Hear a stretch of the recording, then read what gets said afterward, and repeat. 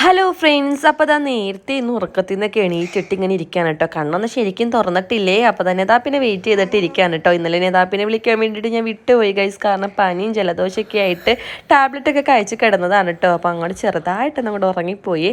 നേതാപ്പിയെ ഒറ്റയ്ക്കാണ് ബസ് ഇറങ്ങി വന്നത്. അപ്പോൾ പിന്നെ ഇന്ന് ഞാൻ നേരത്തെ എണീറ്റിരുന്നു കേട്ടോ. ഇനി പെട്ടെന്ന് തന്നെ വന്നാലോ എന്ന് വിചാരിച്ചിട്ട്. അപ്പോൾ അതാ ചെറിയൊരു മഴക്കൊക്കെ കഴിഞ്ഞ് ഇറങ്ങിയപ്പോൾ പുറത്തൊക്കെ നനഞ്ഞിരിക്കുന്നുണ്ട് കേട്ടോ. ചെറുതായിട്ട് മഴയൊക്കെ പെയ്തിട്ടുണ്ട് കേട്ടോ. ഇലകളൊക്കെ ഇങ്ങനെ നനഞ്ഞിരിക്കുന്നത് നല്ല രസമുണ്ട് കേട്ടോ കാണാനായിട്ട്.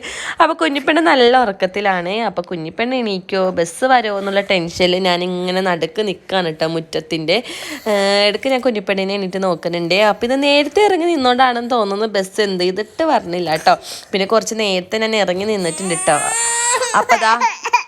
അപ്പം അതാ സൗണ്ട് കൊടുക്കുമ്പോൾ കുഞ്ഞിപ്പെണ്ണിന് ഇതാപ്പി അപ്പറൊക്കെ ഉണ്ട് കേട്ടോ. അലമ്പാക്കാണ്. അങ്ങനെ ബസ്സിൻ്റെ സൗണ്ട് കേട്ട് ഞാൻ നേരെ ഓടിയേട്ടാ. അങ്ങനെ ദാ നെതാപ്പി വീടിൻ്റെ അകത്തെത്തിയിട്ടുണ്ട്. പിന്നെ ഞങ്ങളുടെ ചെറിയ